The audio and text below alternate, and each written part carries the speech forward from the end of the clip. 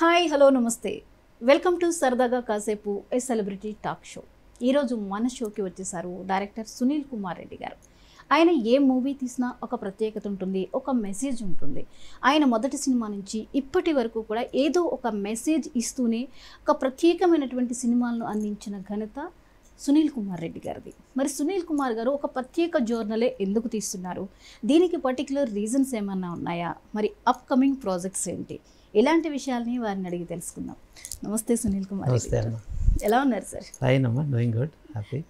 చాలా రోజుల తర్వాత మీట్ అయ్యాం మిమ్మల్ని, వెరీ హ్యాపీ సార్. జర్నలిస్ట్ నుంచి డైరెక్టర్ వరకు సుదీర్ఘ ప్రస్థానం అనే చెప్పాలి. అండ్ జర్నలిజం వేరు, మూవీ ఇండస్ట్రీ కొంచెం డిఫరెంట్. అసలు జర్నలిస్ట్గా మీ ప్రస్థానాన్ని ప్రారంభించిన మీరు ఇండస్ట్రీకి ఎలా వచ్చారు, అసలు దానికి ముందు మీరు జర్నలిస్ట్ ఎలా అయ్యారు? నా దృష్టిలో జర్నలిజంకి సినిమాకి నేను ఎక్కువగా తేడా చూడలేదు. సినిమా అనే మాధ్యమం ద్వారా నా జర్నలిస్టిక్ పర్స్యూట్ని నేను కంటిన్యూ చేస్తూనే ఉన్నాను. ఒక జర్నలిస్ట్గా ఏమిటంటే మన చుట్టూ సమాజంలో జరుగుతున్న అంశాల పట్ల మన స్పందనని మనం తెలియచేయటం, అది రాతపూర్వకంగా కానివ్వండి, లేకపోతే ఏదైనా ఒక న్యూస్ ఆర్టికల్ ఇవ్వటం ద్వారా కానీ, విజువల్లీ కానీ, ఏదో ఒక మాధ్యమం ద్వారా మనకు తెలిసిన విషయాన్ని 10 మందికి పంచుకునే ఒక ప్రయత్నం, ఒక స్టోరీ టెల్లింగ్. సో ఒక సీరియస్గా విషయాన్ని ఒక డాక్యుమెంట్ చేసి చెప్పడం ఒక పద్ధతి అయితే, దానికి ఫిక్షన్ యాడ్ చేసి మరింత ఎఫెక్టివ్గా చెప్పడం కోసం సినిమా అనే మాధ్యమం మనకు అవకాశం ఇస్తుంది. కాబట్టి I want to come to this medium, ఎందుకంటే ఇది నా దృష్టిలో చాలా విస్తృతమైన, చాలా పవర్ఫుల్ మీడియంగా నేను కన్సిడర్ చేశాను. అంటే ప్రతి మాట, కలం నుంచి వచ్చిన ప్రతి మాట కూడా సమాజాన్ని పట్ల ఒక ఇంపాక్ట్ క్రియేట్ చేస్తుంది అని నమ్ముతున్నప్పటికీ కూడా ఒక విజువల్కి ఉన్న పవర్ ఇంకొంచెం ఎక్కువగా ఉంటుంది అన్న ఒక ఇంటెన్షన్తో ఈ సైడ్ నా ప్రస్థానం వైపు మలుపు తీసుకోవడం జరిగింది. అంటే జర్నలిస్ట్గా ఉన్నప్పుడు అప్పుడు మీ భావాలు ఎలా ఉండేవి అసలు? అప్పుడు స్టార్ట్ అయినప్పుడు మీరు జర్నలిస్ట్ అవడానికి అంటే సమాజ సేవ కోసమో, లేదా తెలియని విషయాలను ప్రజలందరి ముందు ఉంచాలనే ఉద్దేశంతో జర్నలిస్ట్గా, అలాగే మీరు ఒక పత్రికను కూడా రన్ చేశారు. వీటికి రీజన్స్ ఏంటి? లైక్ ఎవ్రీబడి ఈరోజు సోషల్ మీడియా వలన ప్రతి ఒక్కళ్ళు కూడా వాళ్ళలో ఉండే ఒక జర్నలిస్ట్ను బయటకు తీసి వాళ్ళ స్పందనని చెప్పడం కోసం ఇప్పుడు ఒక మాధ్యమం చాలా విస్తృతంగా అందరికీ అందుబాటులోకి వచ్చింది.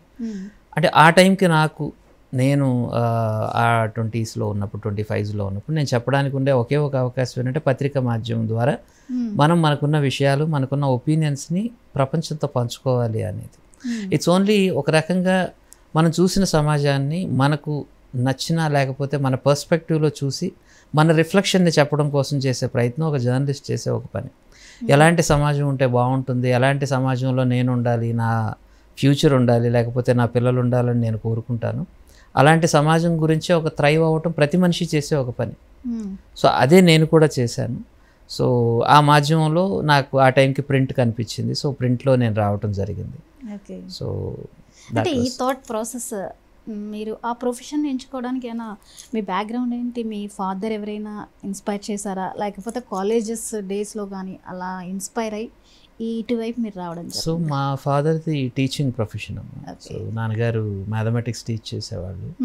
సో టీచింగ్లో కూడా ఉండేది ఒక రకంగా, అది కూడా తనకు తెలిసిన విషయాన్ని 10 మందికి పంచుకునే ఒక ప్రక్రియ. నేను కూడా టీచింగ్ మీద నాకు చాలా ప్యాషన్, నేను కూడా టీచింగ్ ప్రొఫెషన్లో కూడా ఉన్నాను. I was running one institution also. ఈ జర్నలిజంలోకి రాకముందు నేను ఒక టీచర్గా కూడా చేశాను. సో ఆ టీచింగ్ నుంచి వచ్చింది. మా ఫాదర్కి కూడా ఆ ఇంటెన్షన్ ఉండేది. మా ఫాదర్ కూడా కథలు రాయటం కానీ, ఒక కథ చెప్పాలి అనే ఒక ఆలోచన కానీ. నాన్నగారు కూడా భద్రాద్రి అనే ఒక న్యూస్ పేపర్ని స్టార్ట్ చేయడం జరిగింది భద్రాచలంలో. సో ఆ స్టేజ్ నుంచి కూడా జర్నలిజంలో ఒక ఇంటెన్షన్ మేబీ తెలియకుండా మా ఫాదర్కి, అలాగే మా తాతగారికి, వీళ్ళందరికీ కూడా ఏదో ఒక ఫ్లేవర్ ఆఫ్ రైటింగ్ అండ్ సమాజంకి తనకు తెలిసిన విషయాన్ని పంచుకోవాలి అనే ఒక ఆలోచన ఉండటం కూడా ఒక రీజన్ అయ్యి ఉండొచ్చు. డెఫినెట్గా it would have influenced me. So అంటే మనం ప్రతి ఒక్కళ్ళం కూడా we are product of our environment అమ్మ. మన చుట్టూ ఉండే పరిస్థితులు, లేకపోతే మన చుట్టూ మనల్ని ఇన్స్పైర్ చేసే మనుషుల వల్ల వచ్చే ఆలోచనలు, ఏది కూడా ఎక్కడి నుంచో వస్తుందని నేనైతే అనుకోను. ఇక్కడ నుంచి మనం ఏరుకున్న వీటి నుంచే మనం రియాక్ట్ అవుతాం. ఓకే. సో అంటే ఒక సిటీ రౌండప్ లాంటి ఒక పత్రికని నడిపించారు, తర్వాత మీరు ఇటువైపు వచ్చేసారు. మీ కెరియర్, ఈవెన్ మీరు టీచింగ్లో కూడా జనానికి చెప్పేదాని గురించి మాట్లాడుతున్నారు అంటే ఒక్క సమాజానికి ఏదో అందించాలన్న తపన మీలో అణువణువు ఉందేమో అనిపిస్తుంది సార్. మీరు జర్నలిజం ద్వారా ఏదో చేయాలనే వచ్చారు, అలాగే సినిమాల ద్వారా కూడా అలాగే వచ్చారు. అంటే ఇప్పుడు సినిమా ఇండస్ట్రీ ఎంట్రీ ఆ రోజుల్లో ఇంకా కష్టం అనుకుంటున్నాను. ఆ టైంలో మీకు ఎంట్రీ ఎలా సాధ్యమైంది? ఎవరైనా ఉన్నారా మీకు ఇండస్ట్రీలో మీరు వచ్చేటప్పుడు హెల్ప్కి కానీ, బ్యాక్బోన్గా కానీ? నో క్లూ ఇక్కడ ఎలా రావాలి, ఎంటర్ అవ్వాలి అనేది నాకు ఏమాత్రం ఐడియా లేదు. తప్పితే ఒక జర్నలిస్ట్గా నా ఒక రీసెర్చ్ ఏదైతే ఉంటుందో కనుక్కోవాలి. నేను వెళ్ళాలి అనుకుంటున్న industry, for that matter any business or any field you want to enter, దానికి సంబంధించినంత వరకు మ్యాక్సిమం మీరు తెలుసుకోవాలి, ప్రయత్నం చేయాలి. ఆల్రెడీ మీకంటే ముందు వచ్చిన సీనియర్స్ని కలవాలి, వాళ్ళ నుంచి కొంత ఇన్ఫర్మేషన్ గ్యాదర్ చేయాలి. అలాగే పుస్తకాలు, లేకపోతే ఏమిటి మన ఎండ్ యూజర్ అంటే ఇందులో ఆడియనే. సో నేను కూడా ఒక ఎండ్ యూజర్నే కాబట్టి నాకు ఆ సెంటిమెంట్ అండ్ ఎమోషన్ తెలుసు. ఒక ప్రోడక్ట్, నేను ఎలాంటి ఒక ప్రోడక్ట్ని కోరుకుంటాను, ఎలాంటి సినిమా చూడాలి అనుకుంటాను అన్నది నాకు తెలుసు. సో అది తీసే టెక్నీషియన్స్ ఉంటారు, వీళ్ళందరికీ సంబంధించిన ఇన్ఫర్మేషన్ గ్యాదర్ చేయడం కోసం ఆల్మోస్ట్ ఇండియాలో ఉన్న ప్రతి ఇండస్ట్రీకి నేను వెళ్ళటం జరిగింది. అక్కడ వాళ్ళని కలవాలి అని ప్రయత్నం చేశాను. రామానాయుడు గారు లాంటి పెద్దవాళ్ళని నేను ఆ టైంలోనే కలిశాను. యాజ్ ఎ జర్నలిస్ట్గా కలిసి సినిమా గురించి నేను అవగాహన పెంచుకోవడం కోసం ప్రయత్నం చేశాను, టెక్నికల్ ఆస్పెక్ట్స్ తెలుసుకోవడం కోసం. దెన్ ఐ అండర్స్టూడ్ చాలా difficult it is to enter. ఇలాంటి ఒక ఆగస్ట్ ఫీల్డ్లోకి ఎంటర్ అవ్వటం అనేది అంత ఈజీగా ఎవరు మనకు డోర్ ఓపెన్ చేసుకొని ఉండరు. Nobody will welcome you, it is your responsibility. So నాకు ఇంట్రెస్ట్ ఉంది కాబట్టి మీరు నాకు అవకాశం ఇవ్వండి అని మిమ్మల్ని డిమాండ్ చేయడం అనేది కరెక్ట్ కాదు. దానికి అర్హత నేను పొందాలి. సో కాబట్టి ఎప్పుడు ఈ రోజుకి కూడా మనం అర్హత మీద చేయాల్సిన ప్రయత్నమే ఎక్కువ ఉండాలి తప్ప అవకాశం కోసం చేస్తున్న ప్రయత్నాన్ని కొన్నిసార్లు ఎక్కువ అవుతూ ఉంటుంది. అలా కాకుండా మనల్ని మనం ఎంతవరకు పదును పెట్టుకున్నాం, can we enter this industry, అవి మనం బ్లంట్గా ఉంటే మనం ఒక ఇండస్ట్రీలోకి ఎంటర్ కాలేము. You got to be sharp enough to understand. So దానికి మనల్ని మనం మెరుగుపట్టుకోవాలి, సానపట్టుకోవాలి, ఆ పనులన్నీ చేయాలి. నేను పూణే ఫిల్మ్ ఇన్స్టిట్యూట్కి వెళ్ళి చాలా బుక్స్ నేను అవన్నీ కూడా చదవటం జరిగింది. నేను అదే ఇప్పుడు చెప్తాను యంగ్ జనరేషన్కి, నా దగ్గరికి వస్తున్న నా పిల్లలు, నా డైరెక్షన్ పిల్లలు, వీళ్ళందరికీ కూడా వీఆర్ వెరీ లక్కీ. ఇన్ఫర్మేషన్ అనేది చాలా ఈజీగా అబండెంట్గా దొరుకుతుంది బికాస్ ఆఫ్ ద ఇంటర్నెట్. ఒక టైంలో ఒక సినిమా మీద, ఒక స్క్రీన్ ప్లే మీద ఒక బుక్ చదవాలి అంటే ఎక్కడ దొరికేది కాదు. ఒక FTI లాంటి ప్లేసులకు వెళ్తేనే, అక్కడ ఆ లైబ్రరీకి వెళ్తేనే మనకు ఆ బుక్స్ దొరికేవి. ఇప్పుడు ఏముంది, just a click of a button you get every information and everything. మీకు తెలుసుకోవాలి అనే ఒక ఆలోచన ఉంటే there is nothing which is away from you, anything. నాకు రాకెట్ సైన్స్ తెలుసుకోవాలి అనుకుంటారా, yes you can sit and before YouTube self learning మీరు తెలుసుకోవచ్చు. న్యూక్లియర్ బాంబు తయారు చేయడం దగ్గర నుంచి ఒక అద్భుతమైన మాస్టర్ పీస్ సినిమా తీయడం ఎలాగా అన్నది కూడా మీకు దొరికేస్తుంది ఈ రోజుల్లో. సో మీ ప్రయత్నం మీరు చేయాలి. And I was lucky to have so many people around me. నాకు హెల్ప్ చేసి నాకు ఇన్ఫర్మేషన్ అందించిన ఎంతోమంది, I'm very thankful to them. అందులో FTI సర్కిల్ ఒకటి చాలా strong circle, Pune film institute వాళ్ళు. నా ఫస్ట్ ఫిల్మ్కి కెమెరా కానీ ఎడిటింగ్ కానీ చేసిందంతా కూడా వాళ్ళే. నా ఈవెన్ ఆర్టిస్ట్లో కూడా చాలామంది పూణే ఫిల్మ్ ఇన్స్టిట్యూట్, NSD నుంచి వచ్చిన గ్రాడ్యుయేట్స్ని వీళ్ళని నేను తీసుకోవడం జరిగింది. Those who are passionate about this industry. ఇందులో వచ్చే పర్క్స్ వలన ఇంట్రెస్ట్ ఉండి వచ్చేవాళ్లే కాకుండా దీంట్లో ప్యాషన్ ఉండి తమ ఆర్ట్ని ప్రపంచానికి చెప్పాలి అనే ఒక ప్రయత్నం చేసేవాళ్ళు ఎంతోమంది ఉన్నారు.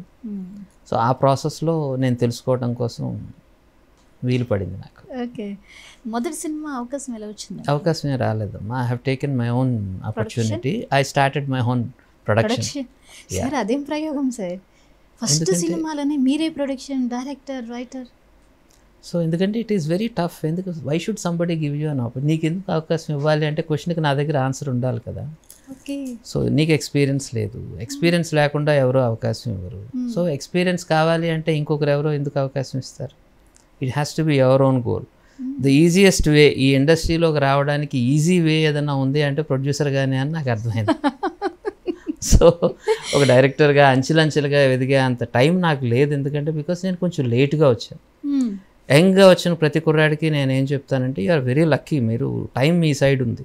మీరు ఒక 5 years 7 years దీని మీద ఖర్చు పెట్టవచ్చు. మీరు ఒకరి దగ్గర 10 మంది దగ్గర నేర్చుకొని ఒక 10 years తర్వాత మీరు డైరెక్షన్కి రావచ్చు. నేను రావటమే 30sలో వచ్చాను, ఎర్లీ 30sలో వచ్చి ఆ తర్వాత నేను ఒక 10 years I don't want to spend time. దానికోసం నేను తీసుకున్న షార్ట్ కట్ ఏంటంటే I want to experiment on my self.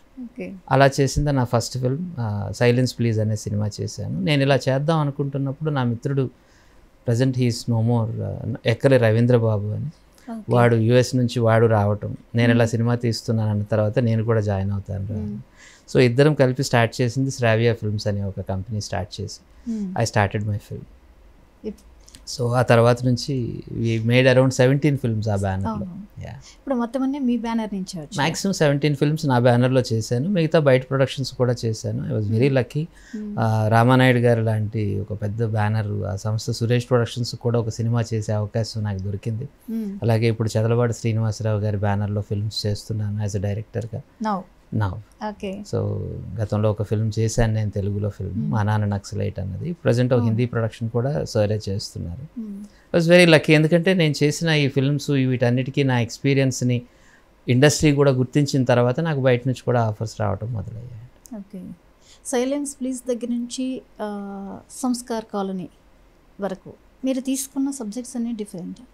గంగపుత్రులు, romantic crime కథ, ఇలాంటి సినిమాలు జనాల్లోకి వెళ్ళాయి.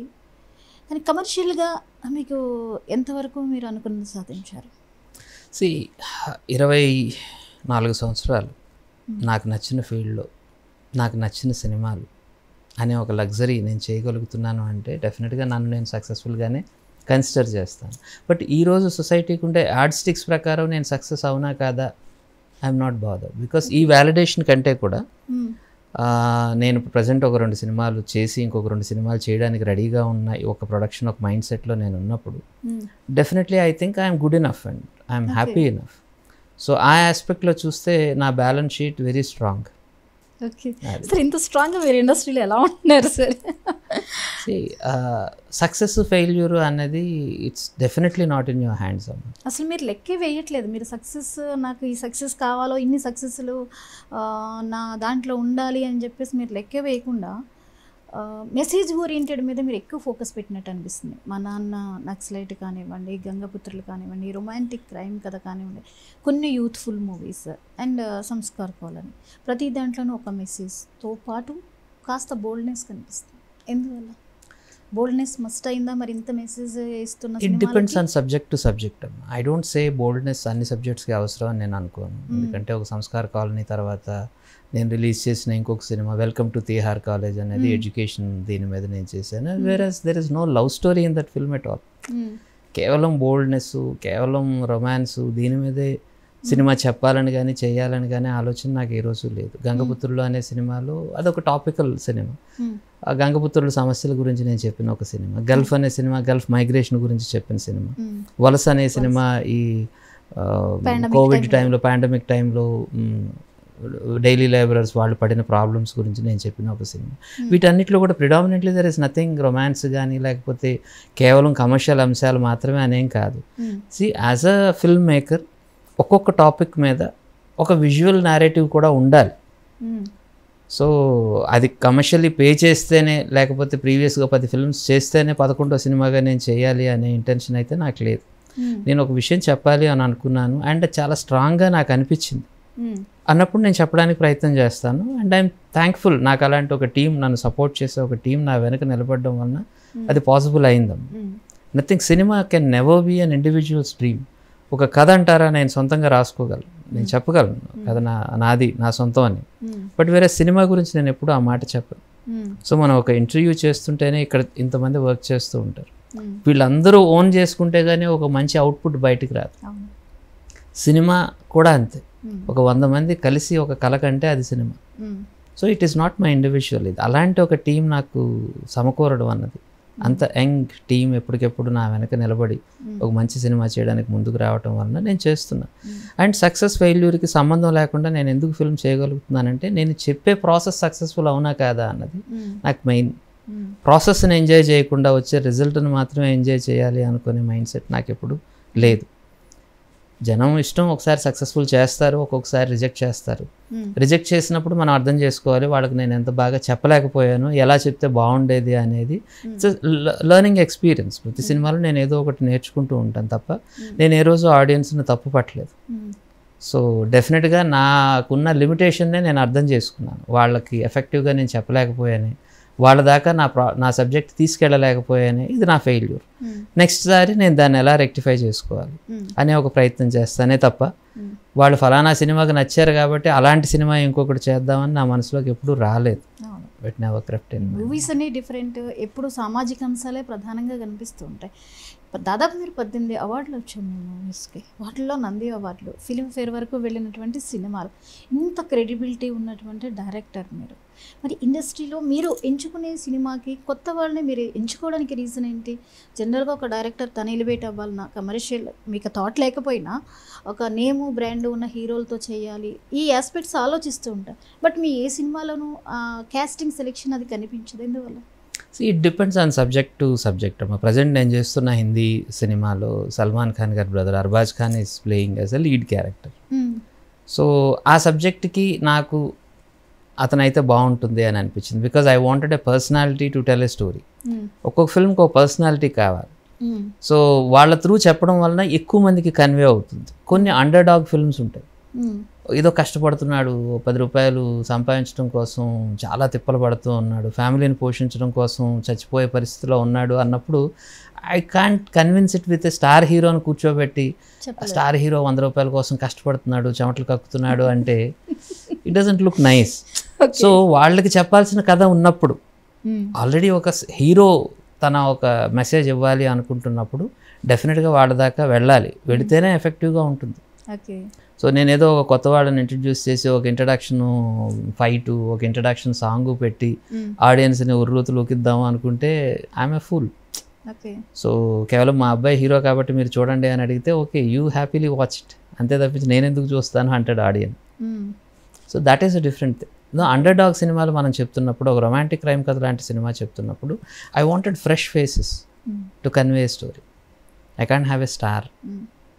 సో నిజంగానే నాకు అలాంటి ఒక సబ్జెక్ట్ ఉండి ఇది ఒక హీరో ద్వారా మాత్రమే నేను చెప్పగలను అనుకున్నప్పుడు మేబీ నేను వాళ్ళని అప్రోచ్ అవుతానేమో. But it's again a dicey thing. ఇది నేను అప్రోచ్ అవ్వడం వల్ల జరిగే పని కాదు. The moment they think market okay ఫలానా సునీల్ అనే ఒక వ్యక్తి ఇలాంటి ఒక సబ్జెక్ట్ హ్యాండిల్ చేయగలడు అని అనుకుంటే తప్ప ఇవి మెటీరియలైజ్ కావు. ఏదైతే నేను అనుకోకపోవడం వల్ల జరుగుతుందో అదే నా ప్రాజెక్ట్ తప్ప ఇంకొకరు అనుకోవడం వల్ల జరిగేది నా ప్రాజెక్ట్ కాదు. సో కాబట్టి ఈరోజు వరకు నేను నా ప్రాజెక్ట్సే చేస్తున్నాను. ఇంత చేంజెస్ వచ్చినా మీ థాట్ ప్రాసెస్ నుంచి అయితే మీరు అసలు బయటికే రావట్లేదు. అంటే మీరు హ్యాపీగా ఉన్నారు అంటే నాకు ఒక స్టార్డమ్ వచ్చేయాలి, నేను ఒక మూల స్తంభానికి కావాలి, అలాంటి థాటే మీలో ఇక్కడ కనిపించట్లేదు. బట్ ఇప్పుడు ఓటీటీ అనే ప్లాట్ఫామ్ ఎక్కువగా వచ్చింది. ఒక ఓటీటీలో కూడా ఒక మూవీస్ వెళ్ళాలంటే కొన్ని ఎలిమెంట్స్ వాడుతూ ఉన్నారు, కొన్ని తప్పనివి కూడా ఉన్నాయి. మరి అలాంటివి చేస్తారా? మరి ఇప్పుడు మారింది కదా, పరిస్థితులు మారాయి కదా. ఎనీ డే మనం మార్పుకు సిద్ధంగా లేనప్పుడు, మారుతున్న సమాజానికి అనుగుణంగా మనం ముందుకు వెళ్ళనప్పుడు, వస్తున్న టెక్నాలజీని అర్థం చేసుకోలేనప్పుడు we will be obsolete. So మన రెలవెన్సే లేకుండా పోతుంది. సో మనం ఇప్పుడుండే టైమ్స్కి, ఇప్పుడున్న సమాజానికి మనం ఎంత రెలవెంట్గా ఉన్నాము అన్నది ప్రతి film maker, everybody in every business వాళ్ళని ఎప్పటికెప్పుడు వాళ్ళు చెక్ చేసుకుంటూ ఉండాలి. So I'm open to the different themes. అలాగే different industries. Post COVID audience చాలా చాలా విస్తృతంగా సినిమాలు చూడడం వలన ఫిల్మ్ లిటరసీ బాగా పెరిగింది. వాళ్ళు వరల్డ్ సినిమా చూస్తున్నారు. వాళ్ళు ఇలాంటి సినిమాయే కావాలి అని చెప్పటం లేదు, ఎలాంటి సినిమా అయినా మేము చూస్తాం ప్రొవైడెడ్ నువ్వు దాన్ని సెన్సిబుల్గా చెప్పు అని అడుగుతున్నారు. సో ఇది ఒక ఫిల్మ్ మేకర్స్కి ఒక బ్లెస్సింగ్. ఇది మనం we can experiment with different subjects. కేవలం ఏం చేసినా కానీ మళ్ళీ ఆ ఫుల్ మీల్ థాళీ, ఆ సౌత్ ఇండియన్ థాళీ లేదా ఏదో ఒక పర్టికులర్ అన్నీ ఉండే ఒక ఇంగ్రీడియంట్స్ని మాత్రమే కాకుండా you can select a specific genre and still can tell a story, an arresting and compelling story. అలాంటి ఒక పాసిబిలిటీ ఈరోజు క్రియేట్ అయిందమ్మా. అండ్ అలాగే మార్కెట్ మెచ్యూర్ అవుతూ ఉంటుంది ఎవ్రీ నవ్ అండ్ దెన్. ఇలాగే ఉండాలి సినిమా అనే ఒక దీని నుంచి, షాకల్స్ నుంచి బయటకు వచ్చి ఎలాగైనా ఉండొచ్చు సినిమా ప్రొవైడెడ్ నువ్వు నన్ను 2 గంటలు కన్విన్స్ చేస్తే చాలు అనే ఒక అవకాశం ఆడియన్స్ ఇప్పుడు ఇస్తున్నాడు. సో ఇది టైం మనం ప్రూవ్ చేసుకోవడం కోసం, మీరు అనుకునే సబ్జెక్ట్స్ చెప్పడం కోసం. But I'm open to any idea. నన్ను ఎగ్జైట్ చేయాలి ఒక ఐడియా. నేను ఎప్పుడు నా టీంతో, కోర్ టీంతో నేను అడిగే క్వశ్చన్ ఏమిటి అంటే ఇది మనం కాకుండా ఇంకెవరో చెప్పినా కానీ చూడడానికి మనకి ఇంట్రెస్ట్ ఉంటుందా లేదా అని. కొన్నిసార్లు ఏమిటంటే మన ప్రోడక్ట్ కాబట్టి మనకు ఎలాగా నచ్చుతుంది, ఇదే ప్రోడక్ట్ ఇంకొకరు బయటికి తీసుకొని వస్తే మీకు చూడడానికి ఇంట్రెస్ట్ ఉంటుందా, ఆ ప్రాజెక్టే యూనివర్సల్ ప్రాజెక్ట్ అవుతుంది. సో కొన్నిసార్లు అదే నేను చెప్పాను కదా, మనం మరి అలాంటి ప్రతి సినిమా కూడా మీరు జనంకి రీచ్ అయిపోవాలి కదా, ప్రతి సబ్జెక్టు జనం సక్సెస్ఫుల్ అయిపోవాలి కదా. బికాస్ ఎక్కడో ట్రాన్స్లేషన్లో ఎక్కడో ఫాల్టర్ అవుతాం.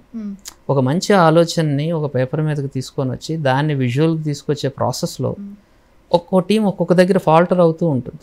నేను చూస్తే 100 కోట్ల రూపాయలు పెట్టి ఇంత చెత్త సినిమా ఎలా తీసాడబ్బా అని మీకే ఆశ్చర్యం వేస్తుంది. ఏ పాయింట్ పట్టుకొని 100 కోట్లు పెట్టారు దీని మీద అని అనిపిస్తుంది. ఏదో అనుకునే ఉంటుంటారుగా.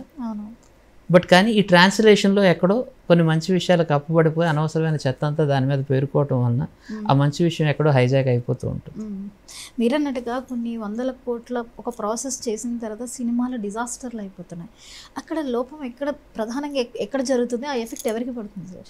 అదే నేను అన్నది ట్రాన్స్లేషన్ ప్రాసెస్లో. ఎందుకంటే సినిమా అన్నది ఒక్కరు బయటికి తీసుకొచ్చే ప్రోడక్ట్ కాదు, ఎంతోమంది అందులో తమ ఎఫర్ట్ పెట్టారు. ఒక సినిమా సక్సెస్ అయ్యింది అంటే I don't think it is 100% directors credit మాత్రం కాదు. ఎందరో ప్రాణం పెట్టి ఎంతో ఇది చేస్తే కానీ అలాంటి ఒక ప్రోడక్ట్ బయటికి రాదు, ఒక సక్సెస్ఫుల్ ప్రోడక్ట్ బయటికి రాదు. ఫెయిల్ అయితే డెఫినెట్గా డైరెక్టర్గా నేను రెస్పాన్సిబిలిటీ తీసుకుంటాను. ఎందుకు తీసుకుంటానంటే ఏది రైటో ఏది తప్పో డిసైడ్ చేసుకోవాల్సిన మైండ్ సెట్ లేకపోతే ఇది నాకు లేకపోవటం అన్నది నేను ఒప్పుకుంటాను. సో కాబట్టి ఫెయిల్యూర్కి మాత్రం డైరెక్టర్ రెస్పాన్సిబిలిటీ తీసుకోవచ్చు, సక్సెస్కి మాత్రం క్రెడిట్ టీం మొత్తంకి వెళ్ళాలి అని నేను అనుకుంటాను. మీరు చేసిన సినిమాల్లో మీకు బాగా సంతృప్తినిచ్చింది, నేను అనుకున్నట్లు ఇచ్చాను, అలాగే జనానికి రీచ్ అయింది అని ఆ క్రెడిబిలిటీని సంపాదించి తెచ్చిపెట్టిన సినిమా ఏంటి? There are many projects like that. ఇప్పుడు సొంత ఊరు ఉంది ఫర్ దట్ మ్యాటర్. సొంత ఊరు స్టిల్ చాలామంది ఈవెన్ రిలీజ్ అయిన 10 years తర్వాత కూడా దానికి సంబంధించిన సీన్స్ కానీ డైలాగ్స్ కానీ కోట్ చేస్తూ ఉంటారు. That was wonderful job. And అలాగే గంగపుత్రులు కావచ్చు, రొమాంటిక్ క్రైమ్ కదా, క్రిమినల్ ప్రేమ కదా, సొసైటీలో ఒక చిన్న డిస్కషన్ క్రియేట్ చేయగలిగిన సినిమాలుగా నేను కన్సిడర్ చేస్తాను. రొమాంటిక్ క్రిమినల్స్ కానివ్వండి, గల్ఫ్. సో అది ఒక స్పెసిఫిక్ గ్రూప్కి చెందినప్పటికీ కూడా గల్ఫ్కి సంబంధించిన గల్ఫ్ ఏ కంట్రీకి వెళ్ళినా కానీ ప్రతి లేబర్ క్యాంప్లో కూడా గల్ఫ్ సాంగ్స్ వినిపిస్తూ ఉంటాయి. ఎందుకంటే అది నా క్రెడిట్ కాదు, డెఫినెట్గా వాళ్ళ కథ, అది వాళ్ళు ఓన్ చేసుకున్నారు. అది నేను కాకుండా ఏ సుబ్బారావు గారు తీసినా ఎవరు తీసినా కానీ డెఫినెట్గా వాళ్ళు అంతే అప్రిషియేట్ చేసేవాళ్ళు, ఎందుకంటే అది వాళ్ళ కథ. సో ఇలాగ ఎంతోమంది ఆ సినిమాలను అప్రిషియేట్ చేసిన సందర్భాలు ఉన్నాయి. ఎందుకంటే నేను వాళ్ళ ఎమోషన్స్ని రిఫ్లెక్ట్ చేయడానికే ట్రై చేశాను, అది నా ఓన్ ఏమీ కాదు. అందుకే ఆ కథ క్రెడిట్ కూడా నేను నాతో కథ పంచుకున్న అందరికీ చెందుతుంది అని నేను కథ క్రెడిట్ ఇవ్వడం జరిగింది. ఇలాంటి కథని మేక్ చేసేటప్పుడు మీ గ్రౌండ్ వర్క్ ఎలా ఉంటుంది? ఎందుకంటే చాలా రియలిస్టిక్గా ఉండేటటువంటి పాత్రలు, జరుగుతున్నటువంటి అంశాల మీద మీరు చేస్తున్నారు, దానికి మీరు చేసే రీసెర్చ్ ప్రాసెస్ ఎలా ఉంటుంది? సో డెఫినెట్గా రీసెర్చ్ అనేది నా దృష్టిలో చాలా ఇంపార్టెంట్ అమ్మ. ప్రతి ఫిల్మ్ మేకర్ కూడా మీరు ఏ సబ్జెక్ట్ చేస్తున్నా కానీ సో దానికి సంబంధించిన ఎప్పటికప్పుడు ఎవరైతే స్టేక్ హోల్డర్స్ ఉన్నారో, ఒక సమస్యకి అన్ని వైపులా కూడా స్టేక్ హోల్డర్స్ ఉంటారు. సో వాళ్ళందరితో కూడా మీరు డిస్కస్ చేయటం వలన అన్నీ మన డెఫినెట్గా నేను గల్ఫ్ అనే సినిమా తీసేటప్పుడు ఆల్మోస్ట్ నేను 9 countries ఫ్రీక్వెంట్గా విజిట్ చేశాను. జీసీసీ కంట్రీస్ మాత్రమే కాకుండా బంగ్లాదేశ్, నేపాల్, శ్రీలంక ఇలాంటి కంట్రీస్ చుట్టూ సౌత్ ఏషియన్ కంట్రీస్ని కూడా నేను వెళ్ళడం జరిగింది. అలాగే మలేషియా కూడా. ఎస్. ఎందుకంటే డయాస్పోరాకు సంబంధించిన కథలు తెలుసుకోవాలి. ఒక ఊరు కాని ఊరికి వెళ్ళి ఒక దేశం కాని దేశంలో వాళ్ళ స్ట్రగుల్ అవుతూ, I'm not talking about the particular NRIs also work in US and UK ఇలాంటి ప్లేసెస్లో కాదు, థర్డ్ వరల్డ్ కంట్రీస్లోకి వెళ్ళి పనిచేస్తూ ఒక కువైట్లోనో లేకపోతే ఒక ఖతర్లో, ఒక ఒమాన్లో కూర్చొని లేబర్ క్యాంపుల్లో సంవత్సరాలు ఉండిపోయి ఇంటికి డబ్బులు పంపిస్తూ వైఫ్ని పిల్లల్ని కేవలం ఫోన్లో చూస్తూ గడిపేస్తున్న ఎంతోమంది, వాళ్ళు చేస్తున్న సాక్రిఫైజెస్ కానివ్వండి, జీవితాలు వాళ్ళు ఎడారిలో ఖర్చు పెట్టేస్తూ ఉంటారు ఫ్యామిలీ ఉన్నతి కోసం. వాళ్ళు పంపించిన డబ్బుతో ఇక్కడ ఎకానమీ బూమ్ అవుతూ ఉంటుంది, కానీ వాళ్ళని ఎవరు ఎక్నాలజీ చేసే పరిస్థితి ఉండదు. అలాంటి అన్సంగ్ హీరోస్ అందరి గురించి చెప్పాలి అంటే నేను వాళ్ళని కలవాలి. నేను ఇక్కడ రూమ్లో కూర్చొని ఊహిస్తూ రాయాల్సిన అవసరం ఏమీ లేదు, ఎందుకంటే ఎన్నో ప్రాక్టికల్ స్టోరీస్ ఉన్నాయి. సో వాళ్ళు చెప్పిన కథలనే నేను మళ్ళీ వాటిని నా క్యారెక్టర్స్లో వాటి ఫ్లేవర్ ఇచ్చి నేను చెప్పడం కోసం చేసిన ప్రయత్నం. So it's very gratifying and Gangaputrulu film గురించి కూడా నేను ఆ గంగపుత్రులు ఫ్యామిలీస్ తోటే వాళ్ళతో ఆల్మోస్ట్ 6 months నేను ఐ స్పెంట్ విత్ దెమ్. వాళ్ళ స్కూల్స్లో నేను పాఠాలు చెప్పేవాడిని, వాళ్ళ పిల్లలతో నేను కొంత టైం స్పెండ్ చేసేవాడిని. వాళ్ళ ఎకానమీ గురించి కానీ వాళ్ళకున్న ఇంట్రికేట్ ఇష్యూస్ ఏవైతే ఉన్నాయో వాళ్ళ ఫ్యామిలీ ఇష్యూస్ దగ్గర నుంచి అన్నిట్లో ఆ కల్చర్ని సంబంధించి నేను అర్థం చేసుకోవడం కోసం ప్రయత్నం చేశాను. అదంతా కూడా వాళ్ళ క్రెడిటే. దానికి నాకు బెస్ట్ డైలాగ్ రైటర్గా అవార్డు వచ్చినప్పుడు కూడా నేను చెప్పింది ఈ 80% క్రెడిట్ ఫిషర్మెన్కే వెళ్తుంది. ఎందుకంటే వాళ్ళు మాట్లాడిన మాటలు నేను ఏరుకున్నా. ఆ 20% క్రెడిట్ ఎందుకు అంటే నేను మంచివి ఏరుకున్నాను కాబట్టి. అంతే తప్ప అవి నావి కావు, అవి వాళ్ళ ఎక్స్ప్రెషన్స్, వాళ్ళ feelings. So research plays a very very important role.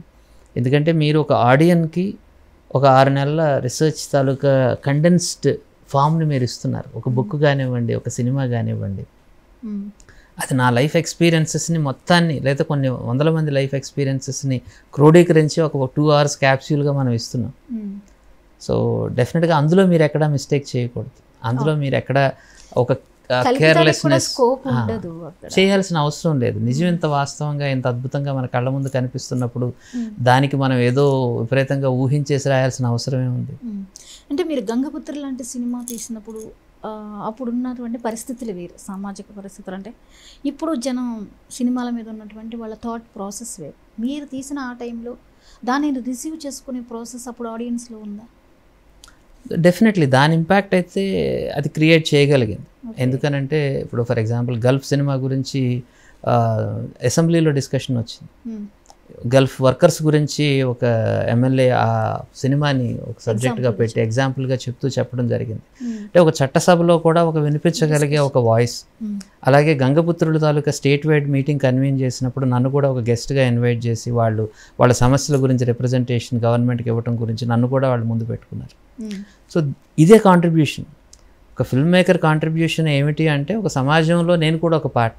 ఈ సమాజం తాలూకా బెటర్ ప్రోగ్రెస్కి వెళ్ళే మార్గంలో నేను కూడా ఒక అడుగు వేయగలిగితే I feel it is lucky. మీ సినిమాలకి ఇలా గంగపుత్రులు లాంటి సినిమాలకి అవార్డ్స్ని మీరు ఊహించారా? నంది అవార్డులను సైతం మీరు సొంతం చేసుకున్నారు. నా సెకండ్ ఫిల్మ్ హీరో అనే చిల్డ్రన్ ఫిల్మ్కే 3 నంది అవార్డులు వచ్చాయి. ఆ తర్వాత ఛాన్స్ అనే ఇంకొక చిల్డ్రన్ ఫిల్మ్ కూడా 2 నంది అవార్డులు వచ్చాయి. So award is a great recognition. డెఫినెట్గా ఆ సబ్జెక్టు క్రాఫ్ట్ అర్థం చేసుకున్న కొంతమంది మేధావులు మీరు ఓకే ఫిల్మ్ మేకింగ్ అని చెప్తున్న ఒక క్రెడిట్, అది డెఫినెట్గా నా టీం అందరికీ ఒక బూస్ట్ లాంటిది. ఎస్, మనం చెప్తున్న కథ సెన్సిబుల్గా ఉంది, టెక్నికల్లీ ఫ్లాలెస్గా ఉండుంటొచ్చు ఆ పర్టికులర్ సిచ్యువేషన్కి. ఎందుకంటే బెస్ట్ ఫిల్మ్ అని అన్నారు ఆ ఇయర్లో అంటే technically it has some standards, మంచి స్టాండర్డ్స్ ఉన్నాయని యాక్సెప్టెన్స్ వచ్చింది. సో మనం చేస్తున్న ఎఫర్ట్ రైట్ డైరెక్షన్లోనే ఉంది అనే ఒక భరోసా అది ఇవ్వటం జరిగింది. And it's gratifying, it's always any recognition. And ప్రతి కళాకారుడు ఎలాగైతే రికగ్నిషన్ కోరుకుంటాడో తన కళకి, పర్సన్కి కాదు, నాకు రికగ్నిషన్ వచ్చిన దానికంటే కూడా నేను చేసిన ప్రోడక్ట్కి వస్తున్న recognition is very gratifying and makes me more happy. మరి మా నాన్న నక్సలైట్ లాంటి ఆ సబ్జెక్ట్ని ఎంచుకోవడానికి రీజన్ ఏంటండి? మా నాన్న నక్సలైట్ అనేది ఒక నక్సలిజం బ్యాక్డ్రాప్లో ఫాదర్ సన్ ఎమోషన్స్ గురించి చెప్పాలి అని అనుకునేది. ఎంత కరుడుగట్టిన ఒక వ్యక్తికైనా కానీ ఇప్పుడు ఎంతో కరప్ట్ పీపుల్ని మీరు ఇంటర్వ్యూ చేసి ఒకటి మాట్లాడితే మీరు ఎందుకు ఇంత కరప్ట్గా మారారు అంటే ప్రేమ కోసమే, పిల్లల్ని బాగా చూసుకుందామని, పిల్లలకి ఇంకా అన్నీ ఇచ్చేద్దామని.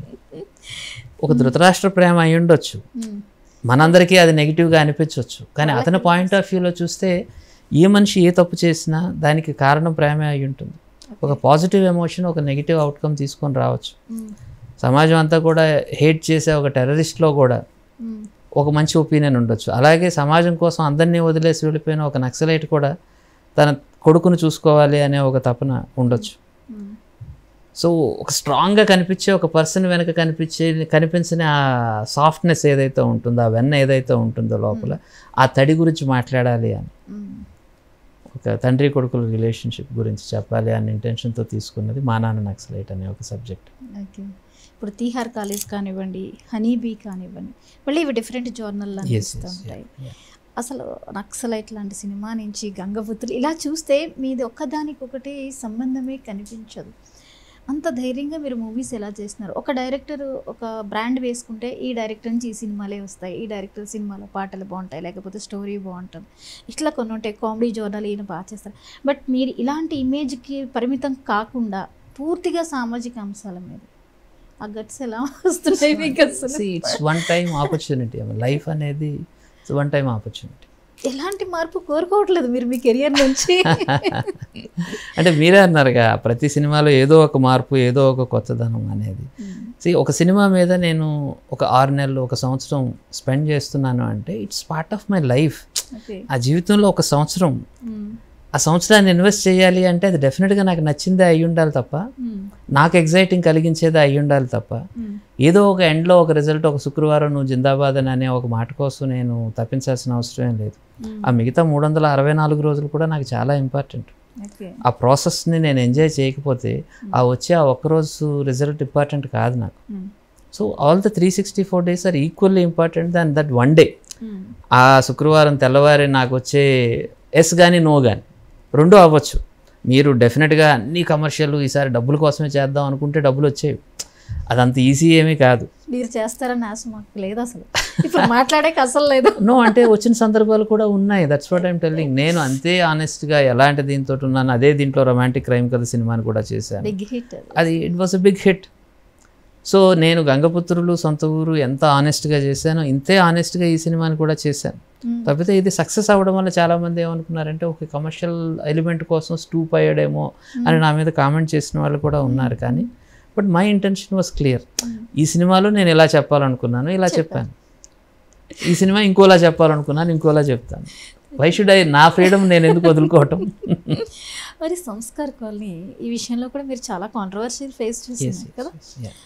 ఎక్స్ట్రా మ్యారిటల్ అఫైర్స్ యాక్చువల్లీ సొసైటీలో అది అందరూ యాక్సెప్ట్ చేయాల్సిన విషయం. బయట జరుగుతున్న విషయాన్ని, సమస్యని, లేకపోతే దానికి రీజన్స్ని, ఇలాంటి అఫైర్స్కి రీజన్స్ ఏంటి అన్నదాన్ని మీరు బేస్ చేసుకొని దాన్ని ఎలివేట్ చేశారు. బట్ చాలా కాంట్రవర్సీస్ వచ్చాయి. ఆ సినిమా మీకు సంతృప్తినిచ్చిందా? మీరు చెప్పాలనుకున్నది చెప్పానని అనుకున్నారా? ఎస్, అదొక టాపిక్, నేను టచ్ చేయని ఒక టాపిక్. ఆ టాపిక్ని ఆ సినిమాలో నేను చెప్పడానికి ప్రయత్నం చేశాను. ఒక కొత్త యాంగిల్ చెప్పడం చేయడం, ఒక ప్రయత్నం, సమాజంలో వస్తున్న మార్పులు. I should acknowledge that. So నేను ఒక రిజర్వేషన్ పెట్టుకొని నేను ఇది చెప్పను, ఇది చెప్పడానికి నాకు అలాంటిది ఏం లేదమ్మా. ఒక ఫిల్మ్ మేకరు, ఒక జర్నలిస్ట్ కానీ సమాజానికి ఓపెన్గా ఉండాలి.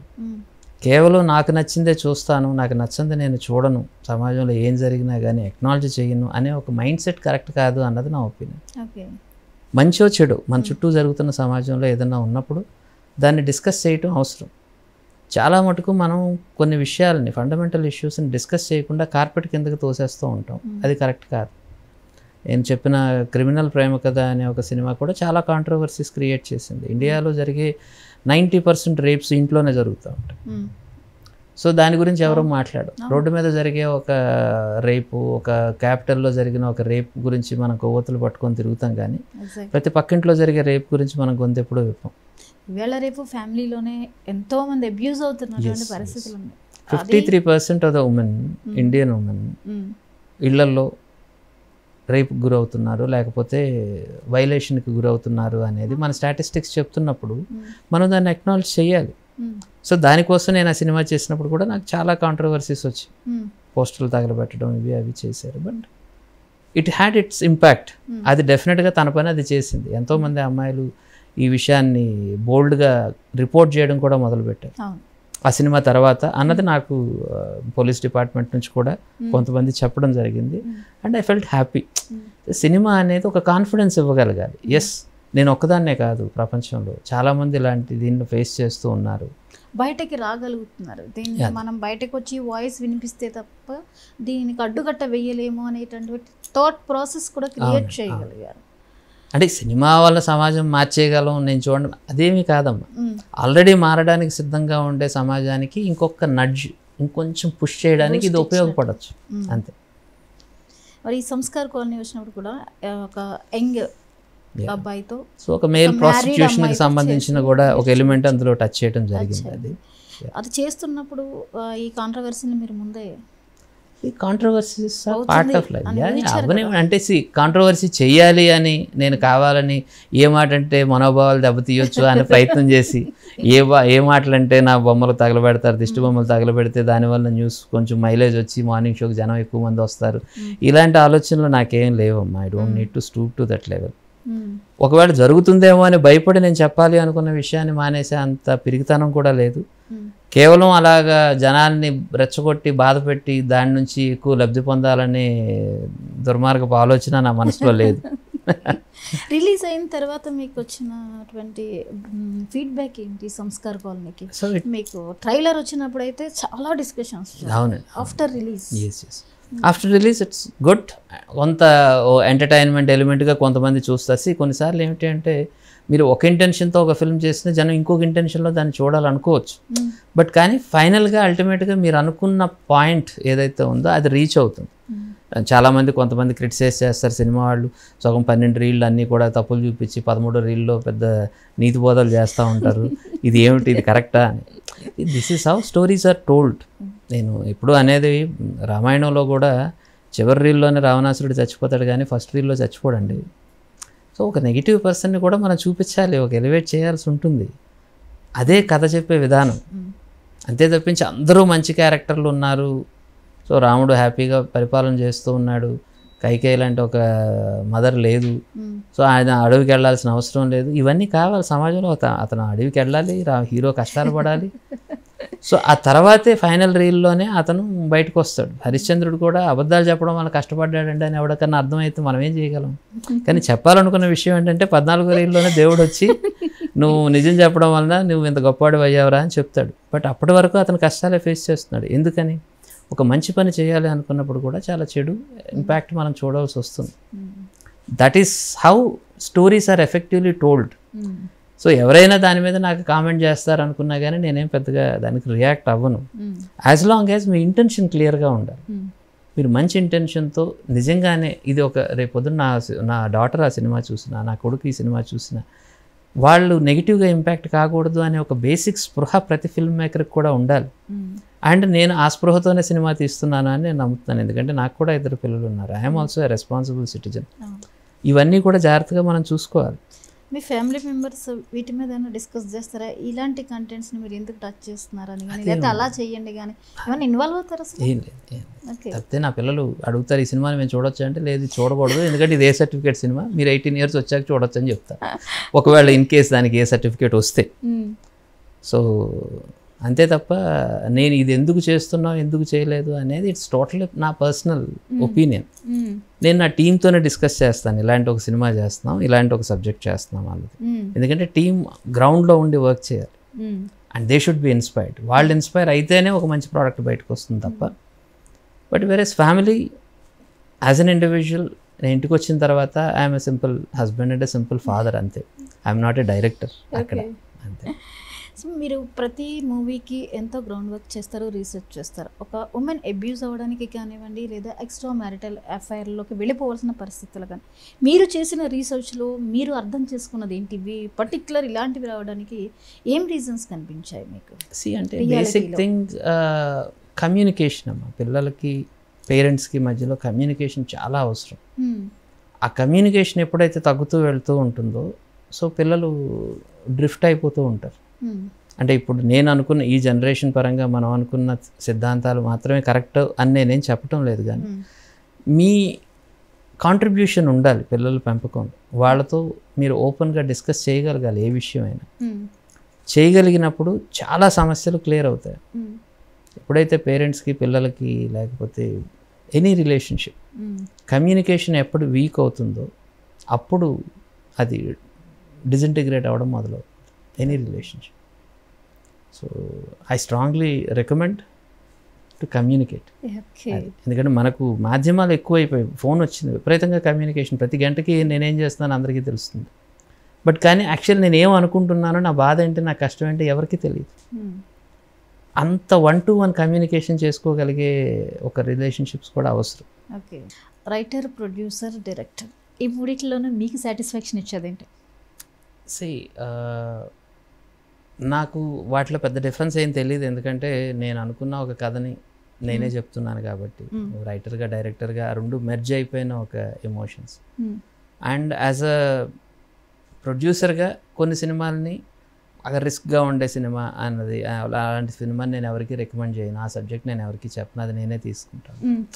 ఎందుకంటే ఇది రిస్క్. రిస్క్లో మీరు పడతారుగా. అదే నేను పడతాను, నేను పడడంలో తప్పేం లేదు, ఎందుకంటే నేను డైరెక్టర్ని కదా, నేను ఆ రిస్క్ తీసుకోవచ్చు. సో కాబట్టి డెఫినెట్గా ఎవరైనా ప్రొడ్యూసర్ ఉన్నప్పుడు ప్రొడ్యూసర్కి నచ్చిన సబ్జెక్టు అది నా ఇంటెన్షన్కి ఓకే అయితే డెఫినెట్గా అలాంటి సినిమాలు చేయడానికి నేను ఓపెన్గానే ఉన్నాను. సో నా రిస్క్ సబ్జెక్టో లేకపోతే నాకేదో అనిపించిన సబ్జెక్ట్నో మిమ్మల్ని ప్రొడ్యూస్ చేయమని నేను ఏ రోజు అడగను. కానీ మీ మైండ్లో ఒక సినిమా ఉంది, ఆ సినిమాతో మీరు వచ్చారు, ఇలాంటి ఒక సినిమా చేయాలని నేను అనుకుంటున్నాను అని మీరు అనుకున్నప్పుడు ఆ సినిమా చేయడానికి, మీకు నచ్చినట్టు చేయడానికి, నాకు ఇబ్బంది లేకుండా చేయడానికి నేను రెడీగానే ఉన్నాను. So that is my point. ఒకటి డైరెక్టర్గా సక్సెస్ అవుతామా లేదా అనేది ఒక థాట్ ప్రాసెస్ ఉంటుంది. రైటర్గా ఓకే నా కథ ఎలివేషన్ నేను ఇలా చేయాలి. But producer is main pillar. అది అతని ఆర్థిక పరిస్థితి మీద కూడా ప్రభావం ఉంటుంది కాబట్టి డెఫినెట్లీ ఖచ్చితంగా ప్రొడ్యూసర్కి అట్లీస్ట్ తను పెట్టిన డబ్బులైనా రావాలి. సరే ఒక సినిమా రిస్క్ చేస్తాం, అలా తర్వాత ఎన్ని సినిమాలు రిస్క్ చేయగలం. బట్ మీరు అది కూడా ఆలోచించకుండా ఒక ప్రొడ్యూసర్కి అంత ధైర్యంగా ఎలా దిగుతున్నారు, మరి ఆర్థికంగా ఎలా నిలదొక్కగలుగుతున్నారు? అలా నిలదొక్కున్నాను కాబట్టి ఇన్ని సంవత్సరాలు ఎన్ని సినిమాలు తీయగలిగి. సో ఇప్పుడు కూడా ఒక 2 సినిమాలు నేను ప్లాన్ చేస్తున్నాను. సో ఐ థింక్ ఏమిటంటే it's a gambling. Definitely I agree. ప్రతి బిజినెస్ కూడా ఎక్కడైతే ఫెయిల్యూర్కి పాసిబిలిటీ ఉంటుందో అందులో డెఫినెట్గా మనం ప్రిపేర్డ్గా ఉండాలి. ఈ ఇండస్ట్రీలో ఉన్న సక్సెస్ రేషియో చూసుకుంటే ఓన్లీ 10% or 20% మాత్రమే ఉంది. సో నాకు నా టీంకి నేను అన్న ఫస్ట్ మాట ఏమిటంటే కనీసం మనం 10 సినిమాలు చేద్దాం రా అని. 10 సినిమాల్లో కనీసం ఒకటన్నా సక్సెస్ అవుతుంది. సో ఆ యావరేజ్ మీదే నేను వెళ్ళాను. It's a simple thing. Not that 10 సినిమాలు తీయడానికి మన దగ్గర విపరీతంగా డబ్బులు ఉన్నాయి, అదేమీ కాదు. If you really want to make, మీరు నిజంగా అనుకుంటే ఏ పనన్నా చేయగలుగుతారు. ఆ ప్రాసెస్లో జరిగిందే తప్ప ఇది విపరీతంగా డబ్బులు చేతిలో పెట్టుకొని ఓకే 10 సినిమాలు చేద్దాం, మన దగ్గర ఇంత కార్పస్ ఫండ్ ఉంది తీద్దాం పదా అనే ఇంటెన్షన్తో ఏం కాదు. It's a sheer gut feeling. Yes 10 సినిమాలు తీద్దాం, లెట్ us see ఏదైనా ఒకటన్నా సక్సెస్ కాకపోద్దా అని అలా చేసిన ప్రయాణమే ఇది. సో మీ ప్రొడక్షన్ నుంచి మీ సినిమాలు వస్తాయి, బయట వాళ్ళ సినిమాలు ఏమి ఉండవు మీ ప్రొడక్షన్లో? Yes naturally. ఎందుకంటే నా ప్రొడక్షన్ నేను ఎందుకు చేస్తున్నానంటే ఈ సినిమా ఇంకెవడో చేయడు కాబట్టి. సో నేను డబ్బుల కోసం ఆ సినిమా ఏమీ చేయటం లేదు, నేను కథ చెప్పాలి అని అనుకున్నాను కాబట్టి నేను ఆ సినిమా తీస్తున్నాను తప్ప ఈ సినిమాతో విపరీతంగా సంపాదించేద్దాం అని నేను ఏ రోజు సినిమా తీయలేదు. ఆ సినిమా సంపాదిస్తే నాకు నష్టం ఏమీ లేదు, నాకు అబ్జెక్షన్ కూడా ఏం లేదు. నాకు అది చచ్చా నా సినిమా సంపాదించకూడదని నేను ఐ డోంట్ హ్యావ్ దాట్. ఇది డెఫినెట్గా ఫెయిల్ అవ్వాలి ఏం కాదండి, ఇది ఆడాలి, ఇది జనం చూడాలి. ఎందుకంటే నేను థియేటర్లో రిలీజ్ చేస్తున్నానంటే ఒక 150 రూపాయలు ఒక టికెట్ పెట్టి కొనాలి అంటేనే అది కమర్షియల్. నేను ఫ్రీగా చూపెడతానంటే రోడ్డు మీద తెరలు కట్టి సినిమా చూపెడతానండి అంటే దెన్ అది ఫ్రీ సినిమా, అది నాట్ కమర్షియల్. థియేటర్లో రిలీజ్ చేస్తూ 150 రూపాయలు టికెట్ పెట్టిన తర్వాత కమర్షియల్ సినిమా కాదని ఎలా అనుకుంటాం? డెఫినెట్గా కమర్షియల్ సినిమా. ఆ సినిమా చూస్తే హ్యాపీ, చూడకపోయినా నేనైతే డివాస్టేట్ అయిపోయే పరిస్థితి ఏమీ లేదు. And I'm prepared for that. Maximum ఏం జరుగుతుంది, జనం రిజెక్ట్ చేస్తారు అంతే కదా, ఎందుకంటే ఇంకేం జరుగుతుంది. రిజెక్షన్ ఎంత లైట్గా చెప్తున్నారు సార్ మీరు. మరి అదర్ లాంగ్వేజెస్లో కూడా చేస్తున్నారు, తమిళ్, మలయాళం అండ్ ఇప్పుడు హిందీ ఆఫ్ కోర్స్ హిందీ నేను ప్రాసెస్లో ఉంది, జరుగుతూ ఉంది, ఆల్రెడీ అయిపోయింది. చదలవాడి శ్రీనివాసరావు గారి ప్రొడక్షన్లో చేస్తున్నాను నేను. And he is a fabulous producer and passionate film maker. So cinema అంటే ఎంత ప్యాషన్ అంటే రాత్రి 10:30కి మీరు ఒక టాపిక్ ఒక ఆలోచన వచ్చింది దాని గురించి షేర్ చేసుకుందాం అంటే హీఈస్ రెడీ. అంత ప్యాషన్గా అతను సినిమా ప్రాసెస్లో ఇన్వాల్వ్ అవుతారు. నేను నాయుడు గారితో అంత ప్యాషనేట్ ఫిల్మ్ మేకర్ నాయుడు గారితో వర్క్ చేశాను, తర్వాత చంద్రబాబు గారితో వర్క్ చేశాను. అలాంటి వాళ్ళు ఇండస్ట్రీకి ఒక పెద్ద అసెట్. ఒక మంచి కథని చెప్పాలి, ఒక మంచి ఆలోచనని 10 మందికి పంచాలి అనే ఒక ఇంటెన్షన్ ఉండే గొప్ప వ్యక్తులు వాళ్ళు. సో అతని సార్ ప్రోద్బలంతో నేను హిందీలోకి ఎంటర్ కావడం జరిగింది. మలయాళంలో we have our own banner and అలాగే తమిళ్లో కూడా సొంత బ్యానర్ ఉంది. Okay. So Malayalam and Tamil నేను ఓన్ ప్రొడక్షన్స్లోనే చేశాను. ఎలా ఉంది సార్ అక్కడ ఆ ప్రొడక్షన్ ఎలా ఉంది? బాగుందండి. నేను మలయాళంలో 2 ఫిల్మ్స్ చేశాను. ఫస్ట్ ఫిల్మ్ 2007లో చేశాను. రీసెంట్ ఫిల్మ్ ప్రజెంట్ రిలీజ్కి రెడీగా ఉంది. దానికి కూడా కేరళ క్రిటిక్ అవార్డ్స్ 3 అవార్డ్స్ వచ్చాయి. Best cinematography, best lyrics and best production దీనికి. సో ఫుల్లీ ఈ ఇయర్ రిలీజ్ చేస్తున్నాం దాన్ని. అవార్డులకి కేర్ ఆఫ్ అడ్రస్ మీ సినిమాలో. అది నేను కథకళి బ్యాక్గ్రౌండ్ మీద తీసుకున్నాను. సామాజిక దట్ వాజ్ సంథింగ్. ఓకే. అంటే ఆ ఇండస్ట్రీ పల్స్ మీకు మీరు ఎలా టచ్ చేయగలుగుతున్నారు? మన నేటివిటీ ఇది, ఇక్కడ తీయడం వేరు. బట్ మరో ఇండస్ట్రీ అంటే దాని గురించి ఇంకా ఎక్కువ అవగాహన కావాలి. అండ్ మీరు తీసేది సామాజిక అంశాలు కాబట్టి కల్పిత గాథలు అయితే ఇంకొక రకంగా ఉంటుంది. డైరెక్టర్స్ వ్యూ, రైటర్స్ వ్యూ ఉంటుంది. బట్ అది ఎలా సాధ్యమవుతుంది? ఆ ట్రెడిషన్ కానీ అక్కడ కల్చర్ని కానీ మీరు ఎలా అడాప్ట్ చేసుకోగలుగుతున్నారు? అది నాకున్న ఇష్టం. సినిమా అంటే నాకున్న ప్యాషన్. నేను మలయాళంలో కూడా మాట్లాడతాను. ఇది అంతా కూడా నన్ను ఒకసారి నెడుముడి వేణు గారు అడిగారు, మీరు మలయాళం ఎలా నేర్చుకున్నారండి అని. నాకు మమ్ముట్టి, మోహన్ లాల్ గారు నేర్పించారండి అని. ఎలా అంటే వాళ్ళ సినిమాలు చూశానండి నేను ఎక్కువ. నేను దాని నుంచి నేర్చుకున్నాను. Sheer passion. ఆ సినిమాలు చూసిన తర్వాత ఎలాగైనా ఇండస్ట్రీలో ఒక సినిమా అన్నా చేయాలి అని చెప్పి నేను లాంగ్వేజ్ నేర్చుకొని అక్కడ ఉండి ఇది నా టెక్నీషియన్స్ చాలామంది మలయాళీస్ ఉన్నారు. నా సాబు జేమ్స్ నా కెమెరామెన్ గారు ఆ ఏరియా నుంచి వచ్చిన. మరి తెలుగు ఇండస్ట్రీలో పెద్ద హీరోలతో చేయాలనే ఆలోచన ఉందా, లేకపోతే మీకు అలాంటి డ్రీమ్స్ ఏమీ లేవా? అది డ్రీమ్ అని కాదమ్మా, సబ్జెక్ట్ తాలూకా నిజంగానే అలాంటి ఒక సబ్జెక్టు, ఈ సబ్జెక్టు ఒక మంచి ఒక మేజర్ హీరోతో చేయడం వలన దానికి రీచ్ బాగుంటుంది అని నాకు అనిపించినప్పుడు, అలాంటి సబ్జెక్ట్ నా దగ్గర ఉందన్న కాన్ఫిడెన్స్ నాకు వచ్చిన రోజు డెఫినెట్గా నేను అడుగుతాను. రిజెక్ట్ చేసే ఆపర్చునిటీ వాళ్ళకి ఎలాగా ఉంటుంది అనుకోండి. But I consider more than నేను అనుకోవడం కంటే కూడా ఎవరైనా వాళ్ళు అనుకుంటే తప్ప ఇలాంటివి జరగవు అన్నది నా opinion. So why should somebody, ఎందుకు రీజన్ ఏదో ఉండాలి, ఆ రీజన్ వాళ్ళకి కనిపించాలి. సంబడి క్యాన్ ఈజ్ క్యాపబుల్, నన్ను హ్యాండిల్ చేయగలిగే క్యాపబిలిటీ డైరెక్టర్కి ఉంది అని వాళ్ళకి అనిపించాలి. So that's naturally their call. Maximum వాళ్ళ కాల్ ఉంటుంది తప్ప అది నా కాల్, నా డ్రీమ్ మాత్రమే సరిపోతుంది. ఇక పొలిటికల్ బ్యాక్ డ్రాప్ మీద ఏమన్నా ఆలోచన ఉందా? సిద్ధం చేశారా? డెఫినెట్లీ చెయ్యాలి, చేస్తాను. సో ఎందుకంటే సినిమా అన్నది చాలా powerful medium. So as a జర్నలిస్ట్గా మీకు ఇంకా స్కోప్ ఎక్కువ ఉంటుంది, వ్యూ ఎక్కువ ఉంటుంది పాలిటిక్స్ని టచ్ చేయడానికి. వ్యూ అని కాదు, నేను ఒక ప్రతి ఓటర్కి ఈరోజు ఎంత సామాజిక స్పృహ ఉందో అంత స్పృహ కూడా మనకు ఉంటుంది కాబట్టి, so with in that limit మనకు ఉండే టెక్నాలజీని దీన్ని యూజ్ చేసుకొని ఒక స్టోరీ టెల్లింగ్ మెకానిజంలో ఎలాగ సొసైటీకి ఒక అవేర్నెస్ క్రియేట్ చేయొచ్చు అనేది డెఫినెట్గా India deserves more political films. ఇంకా చాలా సినిమాలు రావాలి, రావాల్సినంత అవసరం మేరకు సినిమాలు రావటం లేదనే అనుకోవాలి. And we need more biopics, more story role models, ఇవన్నీ కూడా చేయాలి. మనకి ఇంకా డైవర్సిఫైడ్ సినిమా అవసరం ఉంది. అండ్ అది మార్కెట్ డిసైడ్ చేస్తుంది. సో మార్కెట్ ఎంత ఎలాంటిదంటే ఒక మూమెంట్లో విపరీతంగా ప్యూర్ క్యాపిటలిస్టులు కూడా ఎర్ర సినిమాలు తీయడం మొదలుపెట్టారు. ఇఫ్ ఇట్ ఈస్ పేయింగ్, ప్రతి ఒక్కళ్ళు కూడా కమ్యూనిస్టు లేకపోతే ఆ భావజాలాన్ని ఎక్స్ప్రెస్ చేయడానికి కూడా ముందుకు వస్తారు. సో సినిమా అనేది అలాంటి ఒక మీడియం. ఎందుకంటే ఒక కమర్షియాలిటీ ఉంటుంది, సెన్సిబిలిటీస్ ఉంటాయి, రెండింటికి బ్యాలెన్స్ చేసి చెప్పగలిగేవాడే. So that's the right mix కావాలి. ఓకే. మరి తెలుగులో అప్కమింగ్ ప్రాజెక్ట్స్ అండి?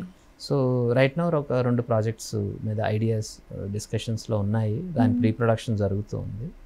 ఒకటి ట్రాన్స్జెండర్స్ టాపిక్ సంబంధించిన ఒక సినిమా అండ్ ఇంకొకటి కాక్రోచ్ అనే ఒక cinema. Title better sir. Yeah, cockroach. అది లక్ష్మీ ప్రొడక్షన్స్లో బాపిరాజు గారు దీంట్లో ప్లాన్ చేస్తున్నాను. సో ఈ ఇయర్ ఉన్న టైం ప్రకారం ఏదో ఒక టైంలో ప్లాన్. ఈసారి యానిమల్ మీదకి వెళ్ళారండి. కాక్రోచ్ టైటిల్ అదేనా? అలానే ఉంటుందా? కాక్రోచ్ అనేది మనం ఇప్పటి వరకు చూసే సమాజం ఒకలా ఉంటుంది. మీ ఇంట్లో వంటగదిలో మీరు చూస్తూ ఉంటారు, మీ వంటగదిలో మీకు తెలియనివి చూడగలిగేది ఒక కాక్రోచ్ ఉంటుంది. అలాగే ఈ సమాజంలో మనం రిజెక్ట్ చేసిన కొంతమంది చూసే సమాజం వేరేగా ఉంటుంది. వాళ్ళ దృష్టిలో ఉన్న సమాజాన్ని కూడా చూపించాలి, వాళ్ళ దృష్టిలో ఉండే లోకాన్ని కూడా చూపించాలి అనే ఒక అండర్ గ్రౌండ్, ఒక పాతాళ లోకాన్ని చూపించాలనే ఒక చిన్న ప్రయత్నం అది. ఓకే. సో వైజాగ్ బ్యాక్డ్రాప్లో ప్లాన్ చేస్తూ ఉన్నాను. It's a very dark cinema. నేను ఇప్పటివరకు చేసిన అన్ని సినిమాల్లో కూడా ద డార్కెస్ట్ ద సబ్జెక్ట్ నేను ఎంచుకున్నాను. ఓకే. కాస్టింగ్ సెలెక్షన్ అయిపోయింది? Almost done. అండ్ లీడ్ ఎవరు చేస్తున్నారు? So that I will soon announce that again with the producer himself I want to announce. So మరో కొత్త సినిమాలతో రాబోతున్నారు? ఇయర్ డెఫినెట్గా it's an exciting year for me. కొంచెం gap ఎక్కువ ఇస్తున్నట్టున్నారు. బికాస్ ఆఫ్ హిందీ వలన నేను కొంచెం అక్కడ తెలుసుకోవడం కోసం, అక్కడ నా గ్రౌండ్ని స్థిరపరచుకోవడం కోసం కొంత టైం నేను ఇన్వెస్ట్ చేశాను అక్కడ. ఎందుకంటే now I have a base in Chandigarh also. Bombay base ఉంది. ఇక్కడ బేస్ క్రియేట్ చేసుకోవడంలో, ఎందుకంటే నేను ఒక న్యూ కమర్గా వెళ్ళినప్పుడు ఆ గ్రౌండ్ స్టడీ నేను ఎక్కువ చేయాల్సి ఉంటుంది. సో నేను ఒక అవుట్ సైడర్గా వెళ్ళి ఫిల్మ్ చేయడాన్ని నేను ఏ రోజు ఇష్టపడలేదు. నేను ఇప్పుడు కేరళకి వెళ్ళినా కానీ I go as a local. ఒక లోకల్ పర్సన్కి ఎంత కమాండ్ కానీ, లేకపోతే ఎంత చనువు కానీ, ఎంత లూసిడిటీ, అంత ఫ్రీనెస్ ఉంటుందో అంతే ఫ్రీగా నేను వర్క్ చేయాలనుకుంటాను. అక్కడికి వెళ్ళి ప్రతిదీ నేను కొత్తగా ఇంకొకరు అడిగితే, ఇంకొకరు చెప్తే కానీ చేయలేని పరిస్థితిలో ఉండకూడదు అన్నది నా ప్రయత్నం. సో ఐఎమ్ ప్లానింగ్ ఈవెన్ ఒక పంజాబీ ఫిల్మ్ ఆల్సో ఒక డిస్కషన్లో ఉంది. ఎన్ని ఎలా కవర్ చేస్తున్నారు sir? It's the same thing. మనం హైదరాబాద్లో సైకిల్ నడపగలిగితే మీరు ఏ ఊర్లో అన్న సైకిల్ తొక్కేయగలరు. సో సైకిల్ తొక్కడం అనేది ఒకటే. తప్పితే ఓన్లీ థింగ్ ఏంటంటే అక్కడ ఉండే సైన్ బోర్డు చదివే లాంగ్వేజ్ రావాలి. అక్కడ లెఫ్ట్ తొక్కుతారా రైట్ తొక్కుతారా అనేది తెలిసి ఉండాలి. Should understand. ఆ కల్చరల్ న్యూయాన్సెస్ తెలిసి ఉండాలి. లాంగ్వేజ్ మీద కొంత కమాండ్ ఉండాలి. సైకిల్ తొక్కడం అయితే same, it doesn't change. Okay. Okay. మరి పాలిటిక్స్ మీద మీ ఒపీనియన్ ఏంటి? ప్రజెంట్ పాలిటిక్స్ హాట్గా ఉన్నాయి. అసలు అటువైపు ఆలోచిస్తారా? ఎప్పుడు సినిమాలకే పరిమితమా? ఆలోచించకపోయినా వీఆర్ ఎఫెక్టెడ్ బై దట్. మనం అందులో పార్ట్ కదా, ఒక పొలిటికల్ సిస్టంలో మనం పార్ట్. సో ఇది ఒక, నేను సోషాలజీ నా subject basically, sociology and history. Though నేను ఇంజనీరింగ్ చేసినప్పటికీ కూడా నా ఫేవరెట్ సబ్జెక్ట్స్ ఈ రెండింటి మీద నాకు సమాజంని ఒక అవగాహన చేసుకోవటం కోసం. నా ఆడియన్సే ఈ ఓటర్లు అనేవాళ్ళు కొత్త వాళ్ళు ఏమీ కాదు. ఈ ఓటర్స్ కూడా నా ఆడియన్సే కదా.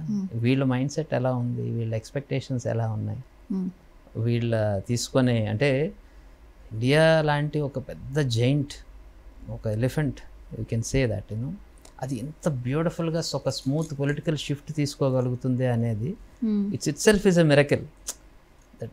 అంటే ఒక చిన్న దేశంలోనే ఒక పార్టీని మార్చాలి, లేకపోతే ఒక గవర్నమెంట్ మార్చాలి అంటే రక్తం ఏర్లైపోతున్న రోజుల్లో ఇంత పెద్ద, అంటే ఎలిఫెంట్ ఒక టర్న్ తీసుకొని పక్క మార్చుకోవడం అంటాం కదా, అంత సింపుల్గా ఇక్కడ జరిగిపోతుంది. That is the beauty, that is the maturity of the Indian democracy. అది ఎప్పుడు కూడా ఒక ఫ్యాసినేటింగ్ ఐడియా, మీరు ఒక ఆబ్జెక్టివ్గా దాన్ని చూడగలిగితే. So I enjoy the process, I enjoy ఎలా ఉంది ఒక సోషల్ డెమోగ్రఫిక్స్లో వస్తున్న చేంజెస్ కానీ, వాళ్ళ ఆలోచన సరళి కానీ, ఇదంతా కూడా it's a revolution. And society changes. ఈ మార్పు ఎవరో ఒకరు తీసుకొస్తూనే ఉన్నారు మన పాలిటిక్స్లో. జరుగుతున్న పాలిటిక్స్లో ఎన్టీఆర్ ఒక వేవ్లో వచ్చారు. తర్వాత మధ్యలో మెగాస్టార్ గారు ఒక ప్రజారాజ్యం ద్వారా ఒక ప్రపంచం ఒక వేవ్ని క్రియేట్ చేశారు. ఇప్పుడు జనసేన మళ్ళీ అలా, అంటే పర్టికులర్గా నేను ఇండస్ట్రీ నుంచి వచ్చిన వ్యక్తుల గురించి కాబట్టి ప్రస్తావిస్తున్నా. సో ఇప్పుడు జనసేన ఈ ప్రపంచం చూస్తే ఒక స్టార్ని చూస్తున్నాం. అలాగే ఆయన సామాజిక స్పృహ మీద ఎక్కువగా వర్క్ చేయడం జరుగుతుంది. ఎలాంటి కమర్షియల్గా ఆలోచించకుండా తన సొంత డబ్బులను కూడా తీసి పార్టీని నడిపిస్తూ, ఏమనిపిస్తుంది ఒక ఇండస్ట్రీ వ్యక్తి ఈ విధంగా సమాజ సేవలో కానీ పాలిటిక్స్లో కానీ వెళ్ళడం, ఏదో చేయాలని తప్పించడం, మీకేమనిపిస్తుంది? It's good. మంచి ఆలోచనలు ఉండే వ్యక్తులు రావటం, వ్యవస్థలో ఒక మార్పు తీసుకొని రావాలి అనే ఒక ప్రయత్నం చేయటం, ఇవన్నీ కూడా ఒక మంచి పరిణామాలు. ఎందుకంటే ఒక డెమోక్రసీ మెచ్యూర్ అయ్యే ఒక ప్రాసెస్లో ఈ ప్రతి లీడర్ కూడా తన కాంట్రిబ్యూషన్ ఇస్తూనే ఉంటాడు. Everybody has their own contribution. So కొంతమంది ఏ ఎక్స్టెంట్ వరకు సక్సెస్ అవుతారు అనేది సమాజం ఆ టైంకి ఉండే మెచ్యూరిటీ బట్టి డిపెండ్ అయి ఉంటుంది. ఇప్పుడు ఒక కేజ్రీవాల్ ఒక ఏరియాలో ఇట్ మే హ్యాపెన్, అండ్ ఒక్కొక్క దగ్గర జాతీయ పార్టీల తాలూకా ప్రమేయం ఎక్కువ ఉండొచ్చు.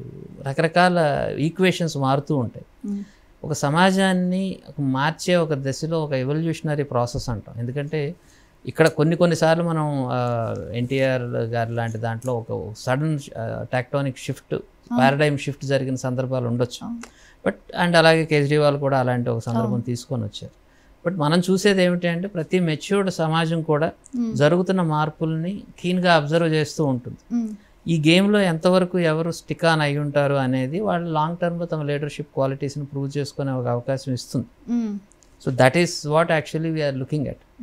ఎందుకంటే ఇవన్నీ చెక్స్ అండ్ బ్యాలెన్సెస్ డెమోక్రసీలో. ఒక డెమోక్రసీ ప్రాపర్గా ఫంక్షన్ అవ్వాలి అంటే బ్రూట్ మెజారిటీ కూడా చాలా డేంజరస్, అది జరగకూడదు అన్నది మనకు కొన్ని గవర్నమెంట్స్ ప్రూవ్ చేశాయి. సో అలాగనే ఒక బ్యాలెన్స్ కావాలి. Lack of opposition is equally dangerous to democracy. ఒక ప్రాపర్ అపోజిషన్ ఉండాలి, స్ట్రాంగ్ అపోజిషన్ ఉండాలి, అలాగే స్ట్రాంగ్ లీడర్స్ ఉండాలి. ఇలాంటి ఒక బ్యాలెన్స్, ఇలాంటి ఒక కరెక్షన్స్ లేనప్పుడు సమాజం చాలా ఇబ్బంది పడుతుంది. సో డెఫినెట్గా పవన్ కళ్యాణ్ గారు కానీ లేకపోతే కొత్త లీడర్స్, యంగ్ లీడర్స్ రావటం అన్నది ఈ సమాజానికి అవసరం. ఇట్స్ డెఫినెట్లీ ప్రతి ఒక్కరు ఇంక్లూడింగ్ అపోజిషన్ వాళ్ళు కూడా ఇలాంటి దాన్ని యాక్సెప్ట్ చేయాలి అండ్ వెల్కమ్ చేయాలి. లేకపోతే రూలింగ్లో ఉన్న వాళ్ళు కానీ అపోజిషన్లో వాళ్ళు కానీ వీళ్ళందరూ వెల్కమ్ చేయాల్సిన ఒక చేంజ్, ఒక డిఫరెంట్ వాయిస్ రావటం అన్నది. ఆయన వాయిస్ కానివ్వండి, ఆయన థాట్ ప్రాసెస్ కానివ్వండి, వ్యక్తిగతంగా ఒక జర్నలిస్ట్గా కానివ్వండి, ఫిల్మ్ మేకర్గా కానివ్వండి, మిమ్మల్ని ఎలా ఆలోచింపజేస్తుంది, మీకు ఏమనిపిస్తుంది? See, as a star, definitely he is bigger than the star. ఆ ఆస్పెక్ట్లో చూస్తే it's every film makers dream to ఒక సబ్జెక్ట్ని చెప్పడం అన్నది. అంటే జస్ట్ ఒక పర్సోనా ఒక విషయాన్ని చెప్పినప్పుడు అది తీసుకునే సోషల్ రీచ్, దాని ఇంపాక్ట్ చాలా ట్రెమెండస్గా ఉంటుంది. అది ఇప్పుడు ఒక సినిమాని ఒక చిన్న ఆర్టిస్టులు లేకపోతే ఒక అంత ఇమేజ్ లేని ఆర్టిస్టులు చెప్పడం వలన అది క్రియేట్ చేసే ఇంపాక్ట్కి ఒక లార్జర్ దాన్ లైఫ్ పర్సన్ ఆ విషయాన్ని చెప్పడానికి ఉండే డిఫరెన్స్ ఉంటుంది.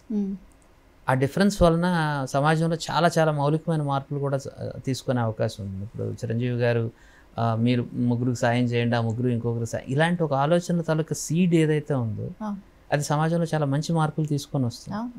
అది సో మారుతుండే సమాజంలో ఇలాంటి ఒక పవర్ఫుల్ పర్సనాలిటీస్ వాళ్ళు తీసుకునే సోషల్ స్టాండ్ వలన ఒక ఫిల్మ్ మేకర్ ఒక మంచి పాయింట్ చెప్పాలి అనుకుంటే వాళ్ళ ద్వారా అద్భుతాలు చెప్పించవచ్చు. బెస్ట్ పార్ట్ ఏమిటి అంటే గోపాల లాంటి సినిమాలు కానీ, బ్రో అనే సినిమాలు లాంటి వాటిల్లో ఒక స్పిరిచువాలిటీని కూడా ఇండైరెక్ట్గా యూత్కి చెప్పగలగటం అన్నది that can be possible only through a star. It's very difficult. అది ఒక రకంగా నాన్ కమర్షియల్ ఎలిమెంట్. అలాంటిది చెప్పడం అనేది టఫ్. సో 10 మందిని కాదు 100 మందిని కొట్టడం అనేది అదొక రెగ్యులర్ ప్యాటర్న్లో వెళ్ళే ఇది. బట్ ఇలాంటి స్టార్స్ ఎప్పుడైతే కొత్త కొత్త అంశాలు తీసుకొని చెప్పగలుగుతారో ఫిల్మ్ మేకర్స్ కూడా చాలా మంచి స్కోప్ దొరుకుతుంది కొత్త టాపిక్స్ చెప్పడం కోసం. So definitely is a dream for any film maker. నాకు అన్నది నేను స్పెసిఫిక్గా ఎందుకు చెప్పడం లేదు అంటే I'm no different than that club and the herd. I'm part of it. If given an opportunity ఒక అద్భుతమైన సబ్జెక్ట్ని అతని త్రూ చెప్పడం వలన సమాజాన్ని మనం ఇన్ఫ్లుయెన్స్ చేయగలుగుతాం. ఓకే, ఇక ఆయన రియల్ లైఫ్లో చేస్తున్న ఈ ప్రాసెస్ ఎలా అనిపిస్తుంది? Definitely we need examples, we need good examples. So మనం ఒక డెమోక్రటిక్ సెటప్లో ప్రజల తాలూకు రియాక్షన్ ఏమిటి అన్నది I'm as excited as anybody to see the result and how people react. ఇన్ని సామాజిక అంశాల మీద మీకు ఇంత అవగాహన ఉంది, మరి ఈ సొసైటీకి మా ఇంటర్వ్యూ ద్వారా ఏం చెప్పబోతున్నారు ప్రేక్షకులు? Live your life 100% full, because it's only one time. ఒక్కసారి మాత్రమే వచ్చే ఒక అద్భుతమైన అవకాశం లైఫ్ అనేది. సో దాన్ని మీకు నచ్చినట్టు మీ టర్మ్స్లో ఎదుట ఎవరికి ఇబ్బంది కలగకుండా ప్రశాంతంగా హ్యాపీగా you should live every moment. Okay, super sir. చాలా కూల్గా ఒక బ్యూటిఫుల్ వ్యూతో వెళ్తున్నారు మీరు. ఒక సినిమాల మీద మీ ప్యాషన్ని ఏమాత్రం పక్కకి పోనివ్వకుండా చేస్తున్నటువంటి మూవీస్, ఇలా సామాజిక అంశాలని స్పృశిస్తూ సొసైటీకి మీరు ఇస్తున్న మెసేజెస్ చాలా బాగున్నాయి. ఎలాంటి కమర్షియల్ ఎలిమెంట్స్ గురించి ఆలోచించకుండా ఒక రకంగా నిస్వార్థంగా మీరు జనానికి ఏదో చేయాలన్న తపన మీలో కనిపిస్తుంది.